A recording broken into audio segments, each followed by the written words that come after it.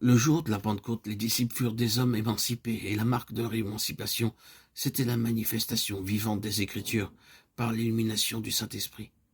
Mais cela ne se terminait pas là. Considérons le discours d'Étienne. Voyons Pierre dans l'épisode de Corneille, voyons Philippe et l'Éthiopien et ainsi de suite.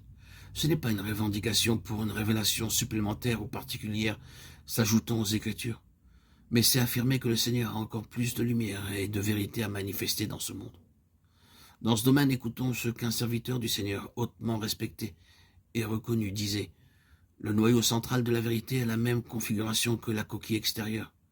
L'intelligence peut saisir la forme de la coquille, mais seulement l'Esprit de Dieu peut nous permettre de goûter la substance intérieure. Notre grande erreur, c'est que nous avons cru en la coquille et nous avons pensé que nous étions dans la foi parce que nous pouvions expliquer la forme externe de la vérité que nous trouvons dans la lettre et qu'exprime la parole. À partir de cette erreur fatale, le courant fondamentaliste se meurt lentement. Nous avons oublié que l'essence de la vérité spirituelle ne peut s'exhaler vers celui qui connaît la coquille de la vérité, à moins qu'il n'y ait premièrement un miracle de l'esprit dans son cœur.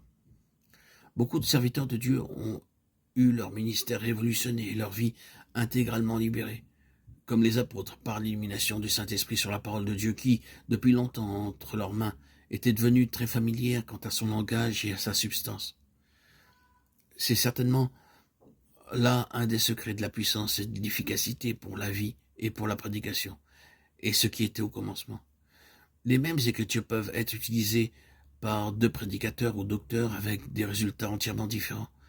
L'un le fait avec un ciel ouvert et un ministère oint par l'illumination spirituelle, dont son propre esprit, de sorte que l'impact céleste est sensible et que la vie est apportée. L'autre le fait avec une compréhension mentale, étudiée, et plus ou moins intelligente, mais cela est spirituellement improductif, et laisse le cœur vide. Dans ce domaine particulier, nous avons seulement cité des faits, nous ne pouvons pas être trop durs dans nos déclarations, mais à ce stade, il reste deux choses à faire. La première, c'est que le peuple du Seigneur et surtout ses serviteurs réalisent que le don du Saint-Esprit, qui est pour tout croyant né de nouveau, est sans aucun doute donné pour l'illumination, ou comme l'apôtre dit, l'esprit de révélation, pour découvrir, interpréter et guider dans toute la vérité.